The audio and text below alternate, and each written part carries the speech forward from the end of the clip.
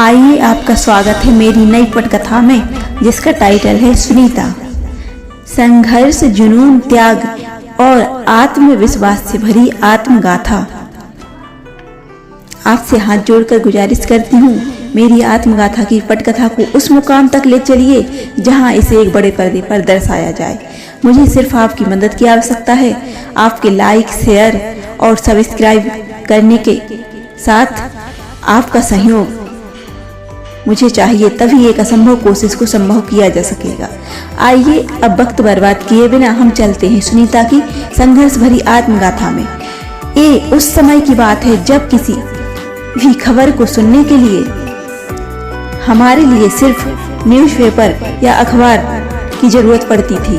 Mobile या कहीं तो दूरभाष जैसी सुविधाएं पुलिस वालों के पास, अधिकारियों के पास, राजनेताओं के पास, बड़े बड़े रईस घरानों में हुआ करती थी। इस समय मोबाइल हमारे हाथ में तो क्या, हमारे माता पिता के हाथ में तक नहीं था।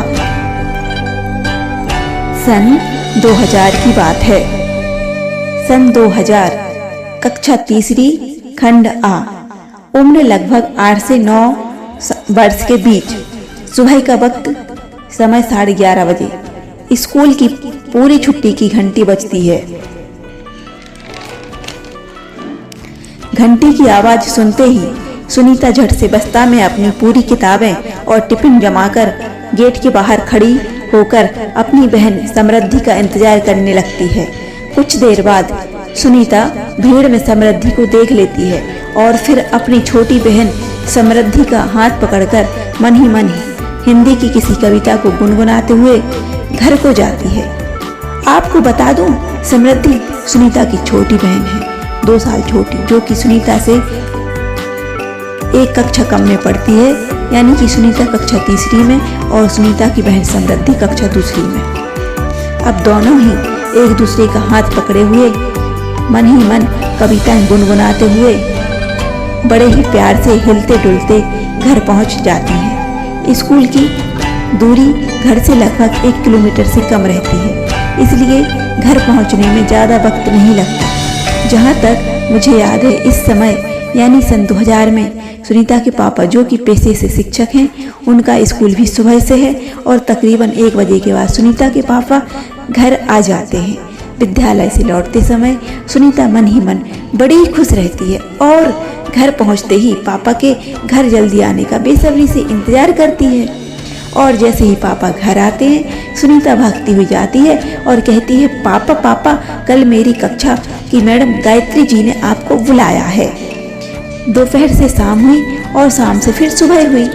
सुनीता के पापा को सुनीता की कही हुई बात याद थी, इसलिए अपनी स्कूल के समय को मिलाते हुए कुछ समय पहले, तकरीबन 5 से 10 मिनट पहले, सुनीता के पापा एमएटी से सुनीता और समृद्धि को स्कूल छोड़ने जाते हैं और इसी समय सुनीता की मैडम गायत्री जी से मिलते हैं। दोनों एक दूसरे का सम्मान करते हुए एक दूसरे से नमस्कार करते हैं, क्योंकि पेशे से दोनों ही शिक्षक हैं। फिर सुनीता के पापा गायत्री मैडम जी से कहते हैं, मैडम जी क्या बात है?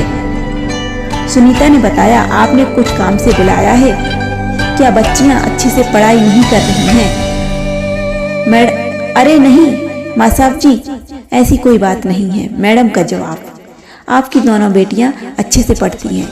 वैसे माँ साहब, मैं आपको बता दूं, लेकिन बताने की ज़रूरत भी नहीं है, क्योंकि आपको मालूम है, समृद्धि आपकी छोटी बेटी, जिसकी कक्षा की टीचर जैन मैडम है, और आपकी बेटी सुनीता, जिसकी कक्षा की शिक्षक मैं हूँ। माँ साहब, मैं आपसे सुनीता के बारे में ही बात करना चाहती हूँ।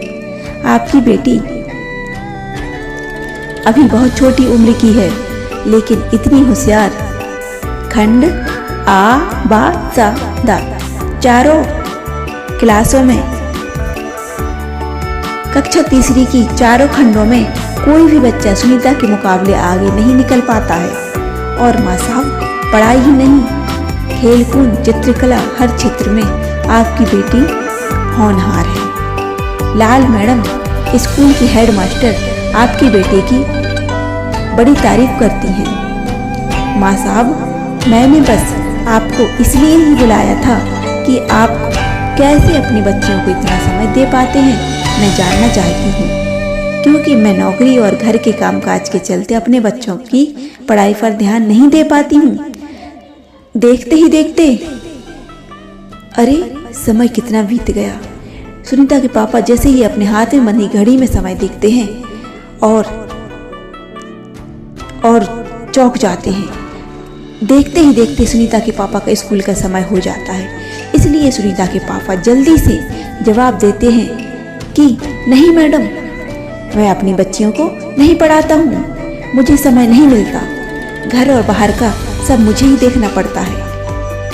घर के कामकाज तो इनकी माता जी करती हैं, लेकिन मुझे घर के काम जैसे कि बाहरी काम रहते हैं वो मुझे ही संभालने पड़ते हैं। मुझे तो ये भी पता नहीं रहता बच्चियाँ स्कूल में क्या पढ़ रही हैं और घर जाकर क्या पढ़ती हैं। मैं तो बस बच्चियों से कह देता हूँ कि बेटा अच्छे से पढ़ो, और मुझे इससे ज़्यादा समय नहीं मिलता। मैं बच्चियों के ऊपर पढ़ाई पे ज़्यादा ध्यान नहीं दे पाता हूँ, और बेटियाँ अच्छे से पढ़ती हैं, ये मैं आपके मुँह से सुन रहा हूँ। मैडम जी, आपको बहुत बहुत शुक्रिया। अब मेरे स्कूल का समय हो चुका है, इसलिए मुझे घर जाना होगा। घर से टिफिन लेकर स्कूल के लिए निकलना होगा। आपको बहुत बहुत धन्यवाद, आपका बहुत बहुत शुक्रिया। इतना कहते ही सुनीता के पापा स्कूल से निकल जाते हैं और फिर घर से टिफिन लेकर स्कूल के लिए जाते हैं। सुनीता और समृद्धि दोनों ही अपनी अपनी क्लास में जाती हैं और पढ़ाई करने लगती हैं। इस समय सुनीता कक्षा तीसरी में है और समृद्धि कक्षा दूसरी में, और सन है 2000। गाइस, आगे की कहानी सुनने के लिए हम कल फिर मिलते हैं अपने YouTube चैनल पर। संघर्ष भरी दास्तां पार्ट 2 में। गाइस, आपको बता दूं, आपको कहानी में अभी शुरुआत में कुछ बोरियत लग सकती है, लेकिन गाइस कहानी रियल स्टोरी पर आधारित है। कहानी एक रियल स्टोरी है जिसमें पूरा जीवन संघर्ष से भरा है, और फिर भी सुनीता हार नहीं मानती है।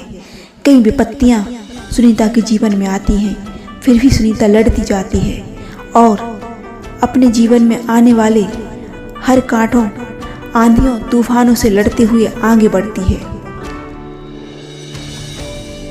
बचपन से ही सुनीता पढ़ाई में बड़ी ही होनहार और होशियार रहती है। हर क्लास में टॉप करती है। कक्षा पहली से ही उसे बहुत अच्छी पढ़ाई में मन लगने लगता है और आगे भी अच्छे से पढ़ती जाती है। लेकिन आगे अचानक ऐसा क्या हो जाता है सुनीता के साथ, जिसके कारण सुनीता का टॉपर से पढ़ाई का लेवल 0 पर आ जाता है। कहानी को जानने के लिए हमें आगे बढ़ना होगा, और आगे बढ़ने के लिए हमें और वक्त लेना होगा। वक्त के साथ साथ आपको मुझसे जुड़े रहना बहुत ज़रूरी है। आप सभी से प्रार्थना करूंगी कि कहानी का पार्ट 2 सुनने के लिए आप मुझसे जुड़े रहिए अपने ही YouTube चैनल राइटर मीरा 999 पर, और फिर हम सुनीता की संघर्ष भरी दास्तां की कहानी कल सुनते हैं पार्ट 2 में। धन्यवाद गाइस।